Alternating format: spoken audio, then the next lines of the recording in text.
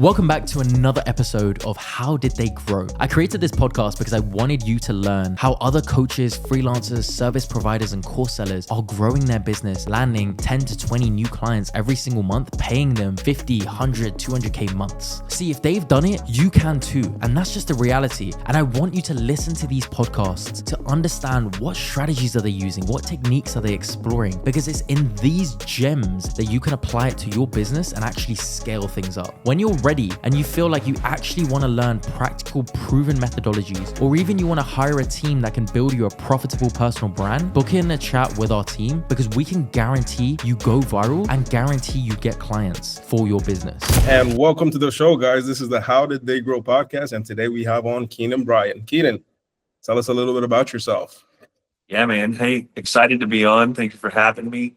Keenan Bryant, 41 years old. Born and raised in Oklahoma. I was a multi-sport athlete most of my life. Started working out and, really learning about physical, like aesthetics and performance and things like that at a pretty young age.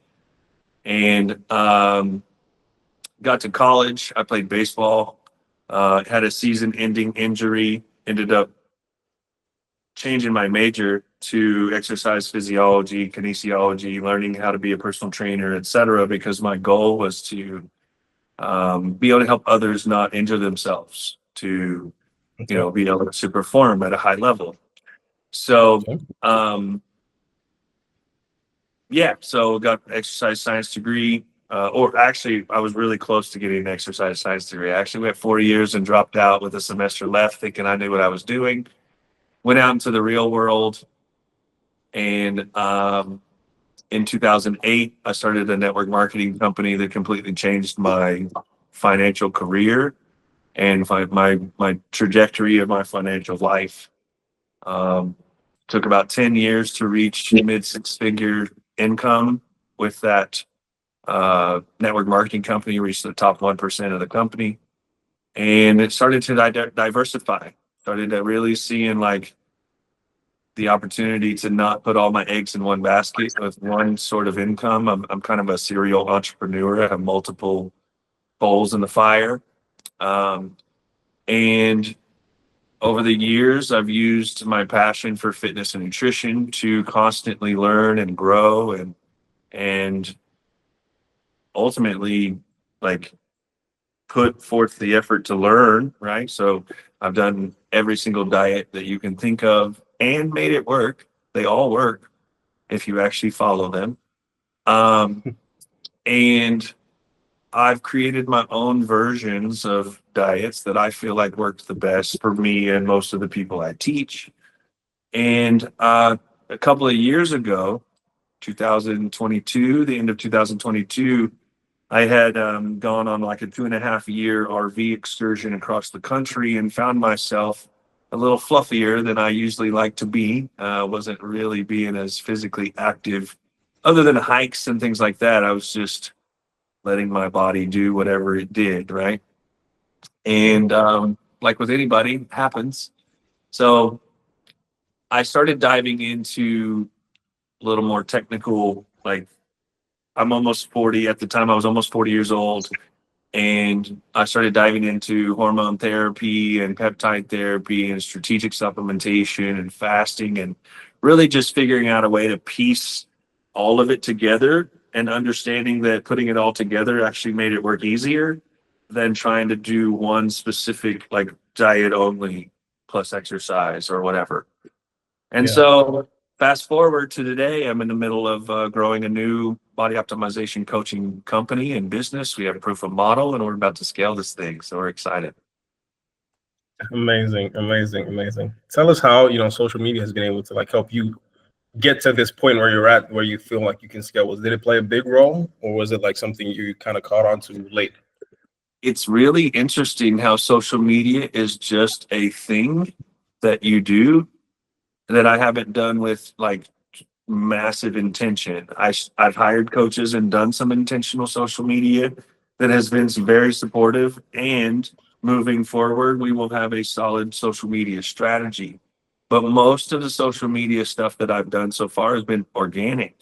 which has been amazing. I've been able to support my life and my lifestyle simply through friends and acquaintances and referrals from those people.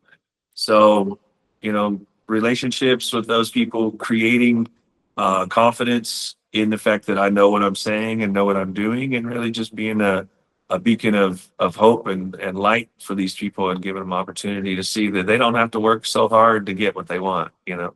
Yeah. So, but social media has been, again, it's just been a tool that's there that kind of shows proof of model. You show results, you sell a little bit of, you talk a little bit about what you do, and you sell your programs. You network, you read and listen to other people that teach on your topics and use their information to kind of create your own version of coaching, etc. So, social media is huge, and I can't wait for it to impact me even more, to be honest. Like, we're just getting started, and I feel like I'm way behind. Yeah, man, and I agree with what you said in the beginning. You said organic is what you've been doing, and you've been able to see results. The truth of the matter is, organic is king. Organic Yeah. is king. People are tired of the ads. People are tired of, just people being sold. So people just want to connect with someone on social media for the mere reason of I feel you, I connect with you on just a human level. You know what I'm saying? Yeah, for sure. 100%. Like, that's one of the things that I feel like I was working with some of my business partners, and they said one of the things that I'm able to do is take all this gibberish that people are talking, whether it's in ads or it's scientific words or it's, in-depth information, read it and regurgitate it in a way that you can understand it and actually relates to you and your process and what you're needing. And so it's great. That's what I like to do. Exactly. And even if you translate that to in terms of business and how it plays out, the leads you get, I don't know if you're getting a lot of leads from social media. You said something about referrals, but the leads you get in terms of getting them on sales calls, they're so easy to close. Have They're you had so that easy. experience? Yeah, they are. So ultimately, at the end of the day, because everything I've done so far has been organic with no paid ads or anything, those people coming to me on social media are referrals of others on social media. So yeah, I'm getting DMs and I'm getting people asking about peptides or blood work or what they should do, or this is what they have going on and so they're already warm leads every single time. And I Exactly. would say a large portion of them are ready to buy. A large Yeah. portion of them, whatever version of that I'm offering, whether it's just blood work review or a full blown coaching package, which can be upwards of like $5,000, right? So it's one of those things where people will pay for your like honesty and for if they're getting results, right? Ultimately, at the end of the day. Exactly.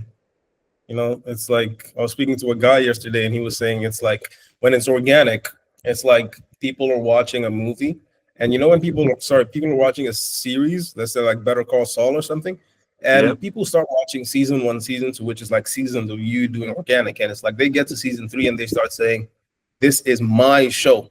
Like they relate to you so much that they start calling it my show. And when they get Right. to speak to you on that call, that quote unquote that sales call, it's like they're just taking orders. You know what I mean? Yep.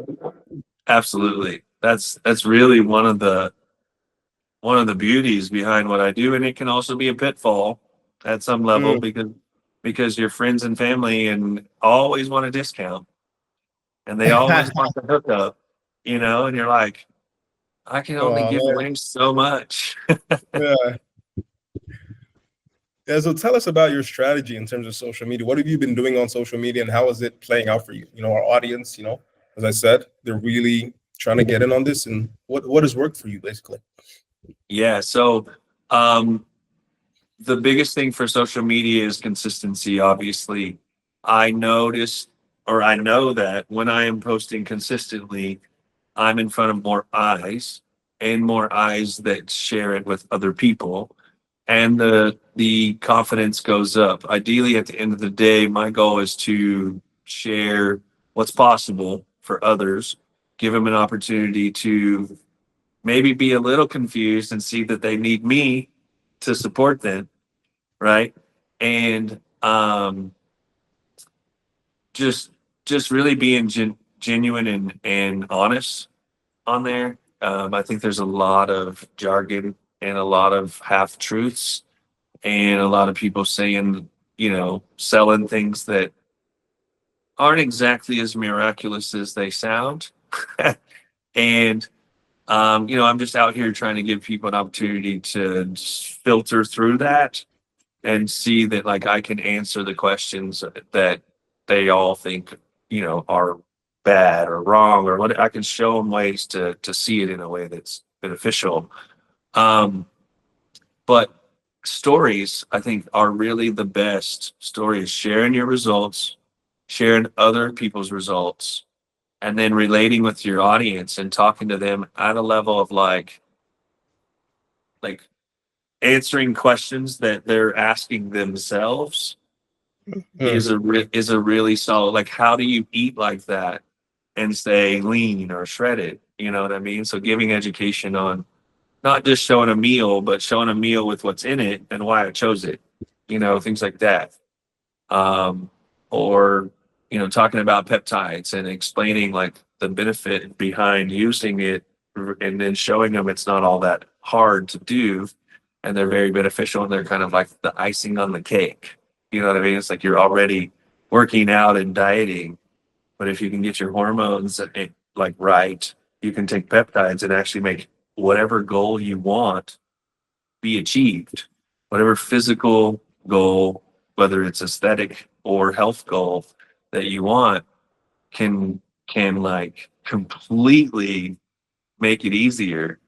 And people are out here scared. And our goal is to give them a chance to see that they don't have to be scared and they can actually benefit from these things that are out there that they think are gimmicks. Yeah, it's true. It is true. We'll get into that. Keenan, let me just cut podcast for a sec. Let me guess, you've been on this chair, you've been filming for quite a while, right? Yeah. I mean, yesterday we filmed for several hours and we're going to film more today. Yeah, you seem like hella low energy, man. You seem like you've been filming for like 3+ hours. Low energy? Yeah, like you were hyped before we started. Oh, I don't know. I'm pretty hyped, bro. Okay, I just wanted to check in. Chill. Yeah. I'm a very chill person, but I'm also pretty excited. So okay, I also don't know. I think at some level I'm trying to keep it from over talking. I mean, that's a good thing. That's a good thing. Definitely. I get people who just yap and yap and yap. But I just wanted to check in. Man. Because I'm all good, bro. Yeah, we're good. Okay, man. Yeah, because this is really chill. It's not formal in any way. We're just trying to like give the audience that information from you. Make sense? Yeah, totally. All right, man. Let's get back in. You were saying something about like there's a lot of jargon on the internet. How do you deal with that in terms of as a creator? You knowing you're not one of those people. How do you try to establish yourself on social media as that authority? What's the strategy behind that? The strategy is, so in order to get people's attention, you usually have to say things that are a little controversial. So, for instance, doctors don't prescribe testosterone correctly. And saying something like that completely gets people's attention. Because what do you mean? I'm on TRT? Like I'm already on TRT. And I'm like, oh yeah, how many times a week do you inject? And they're like, oh, I go every Monday.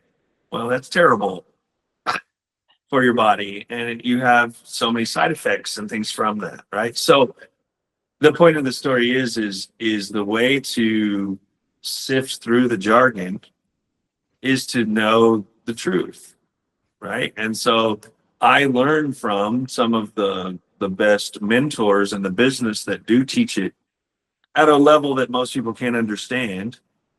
And then I come back with my own version of it that helps people understand and gives them confidence and gives them facts, I hope you're enjoying this podcast. I hope you're taking notes. I hope you're learning so much practical wisdom, because that's what I really wanted from this podcast. Now, I just want to quickly say, if you're looking for a team that can actually help you explode and go viral with your personal brand with proven methodologies, I say this because I've been doing this for the past 5 years. We've got a team of 30 people who are ready to go ahead and explode your brand so you can get clients begging to work with you. Have a chat with one of our advisors. You can book in a chat using one of the links around this video, because that chat might just change your life.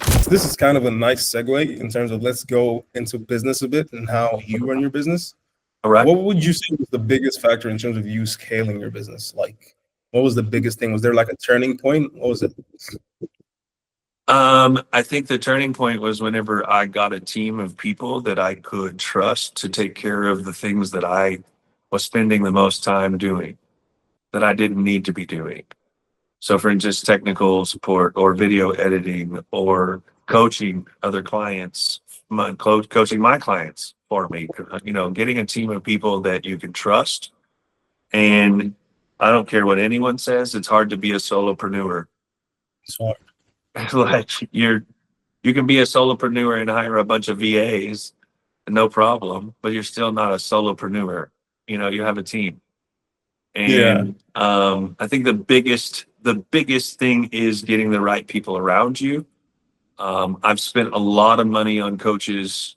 I spent a lot of money on learning, and educating myself. And I can say that they've all been worth it only because I've learned from them, not simply for the fact that they completely changed my life. So hiring a coach is always needed. And I have a coach in my back pocket on a regular basis for those times that I am curious on ways to grow, scale, change, or figure out where I'm holding myself up, But at the end of the day, having a coach or having someone to rely on or refer to is big. Yeah, I definitely do agree with you. There are a couple of things you said. We're going to get into them.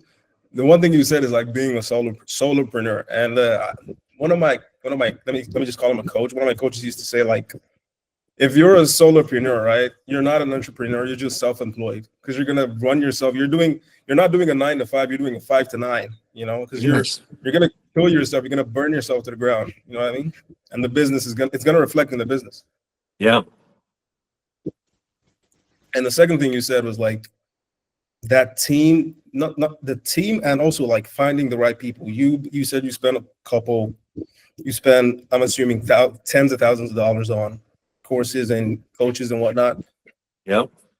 What would you give like an advice to people in the audience who are like looking, because let's say they're not making up to 10K a month and they know investing in some education is the right move.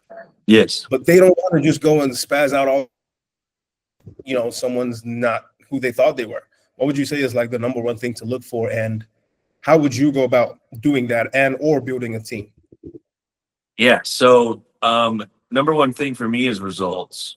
Like, what results are you producing for other people? Okay.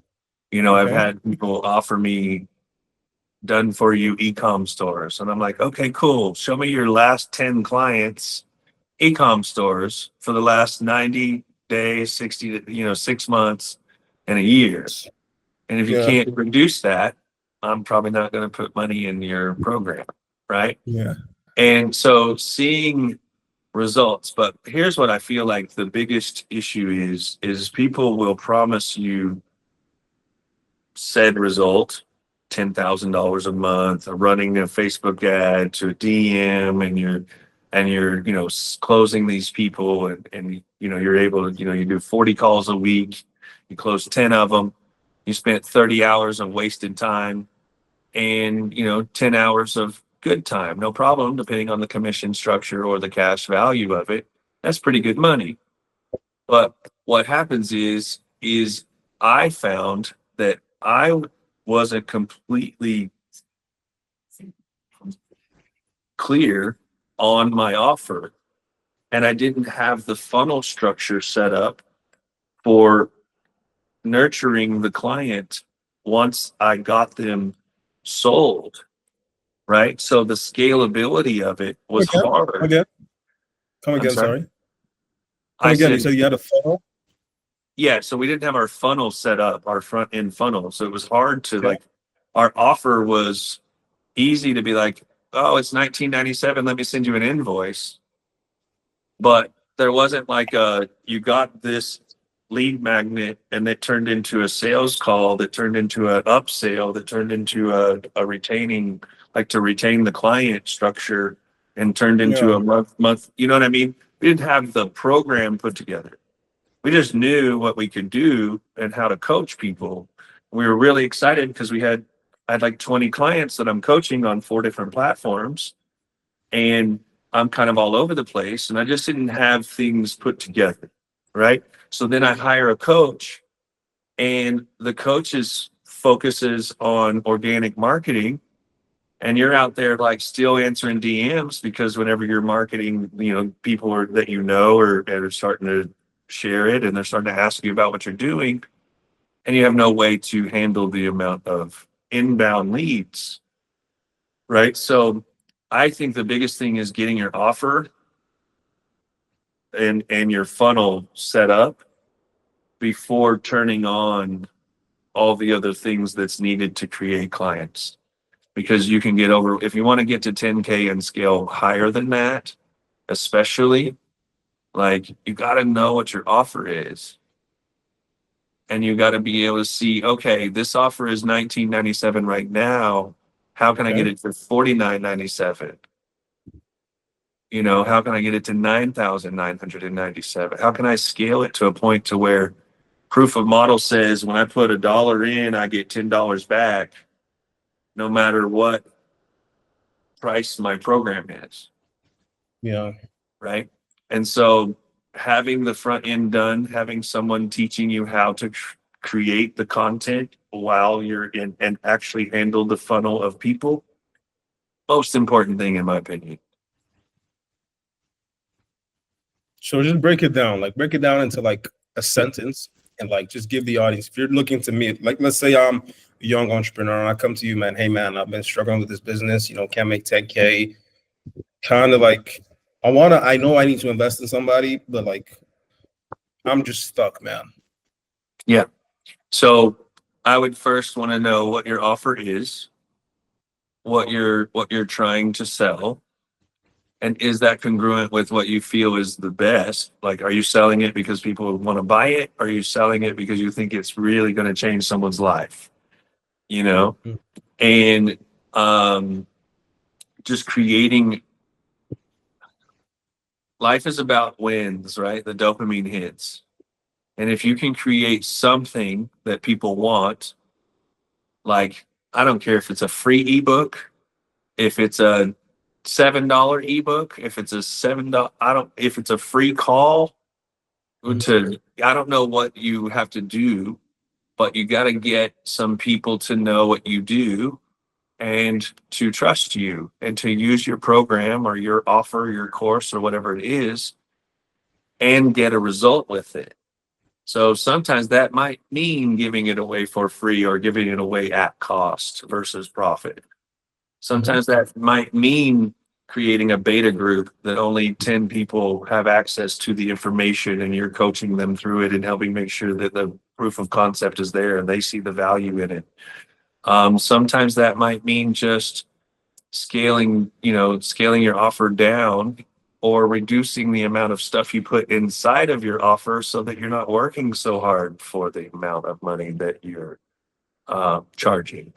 Right. Yeah. I met with a coach recently, and we were looking at our offer, and at the end of the day, after paying, if we decided to scale, because we were thinking at scale level, not at what can we make right now. It was like, if we want to pay an appointment setter and we want to pay a closer and we want to pay a coach, we were only going to have like $500 left over. Was that enough for us to feel like that's worth every person? So it's like, if we now scale this and we know that $1 gets us Yeah. 500, is that worth it? You know what I mean? Or do we want it to be 5,000 profit? And if that's the case, how do we build a program that's creates more profit, but also offers the most value, but not too much stuff. So it's a very hard balance. But I guess if that's you, why if people do need do. people what? I said, I guess that's why people do need a coach in their back pocket. 100%. If you don't have someone to look at it from a 90-foot view and say, okay, let me see what you have going on. Let me see what you're trying to do. Let me see what the cost of each customer, how much time are you putting in to coach the client or to sell the product or whatever it is. Then you get to manage that. And if you don't have someone else helping you see that, you think this is what happened to me is I'm like texting people at 10 o'clock at night, answering questions. And I'm like, man, is it worth my time? They only paid me like $97, Yeah. And it's not necessarily that I want to give high level customer service, but it's like you also get to get paid for what you offer. And I think that that's very important for people is like to understand the value of what they have to offer. You need to know what your offer is. And, Yeah. and you need to know like what your effort versus cost, right? So if I'm putting in 5 hours a month for $97 that's like $20 an hour. It's like, is that what you're worth? Is that what you're worth? Nah. Because when I do a consultation with someone, just a simple, you want to meet with me is $300 an hour, so you get to decide as a entrepreneur how much your time is worth. And I think that's one of the biggest things in business. Does that mean you start off with the highest level coaching package or, offer? No, you got to get proof of concept.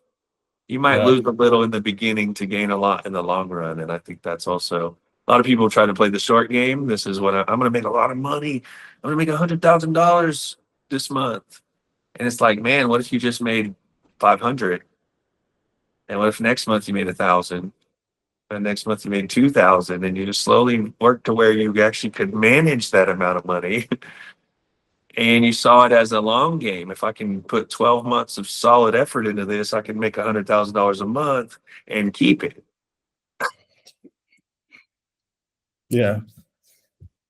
So it's just about like finding the right people, knowing, positioning yourself in a place where like you know what you're worth, you know what your time is worth, and that will take time, obviously. And that's why you said, why not just focus on getting the first 500, then the 1,000, then the 2, then the 5, then you're doing 5 digits. Then it's time you're gonna do 6, right? Yeah, it's just steps. It's just seeing the vision and understanding that you can go as fast as you want.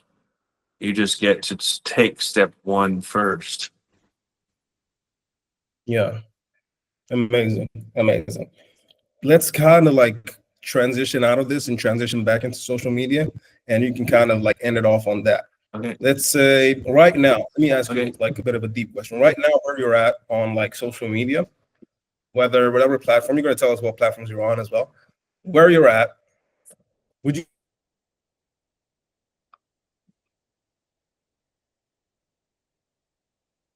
I lost you. I lost you there for a second. Yeah, you're back now. Yeah. Okay, so I was saying the question is, right now where you are on social media, where do you feel you are on a rate of like on a scale of 1 to 10 in terms of I'm just starting out, but like there's so much more people for me to reach. There's so much more people. There's so much for me to go. That's 10. And 1 is like, I'm at my max. So where are you on this scale? I mean, there's definitely so much more people to reach with what I do. I'm not even scratching the surface. I mean, we just got started in the body optimization focused social media. So we're just getting going with that, trying to figure out what we want to put out there, how much time and effort we want to put into creating what we want to put out there. I think a lot of people get don't understand the amount of time it takes to create social media content regularly. And ultimately, if you can figure out a way to make that efficient and work for you, that is probably the most important part of the social media aspect, is the consistency. Again, I've started with one strategy and we've shifted. So we pulled back on social media so we weren't putting off the wrong impression. And when we pick it back up, we'll have a new route that'll still be congruent and feel confident in it, you know? So, but yeah, excited for what we're about to do in social media. Again, we had to come back and reprogram and give ourselves a chance to understand what we wanted to offer and the amount of time and effort we wanted to put in. I think that's amazing. I think that's amazing. So what would you say, like, what would you say is that strategy? Maybe just give us a little bit of it. What is that strategy is going to take you to that level? And what do you think is going to be the biggest thing holding you back? Yeah. You want to pause and tell you Give me 1 second. My business partner going to tell me. organic Okay. content to freebies, right? To pay offers, low ticket, and to high ticket. Yeah. That's it. Okay. Organic content and Yeah. to promote the organic content. He's my my marketing strategy guy. So To freebie, to low ticket paid offer, to high ticket.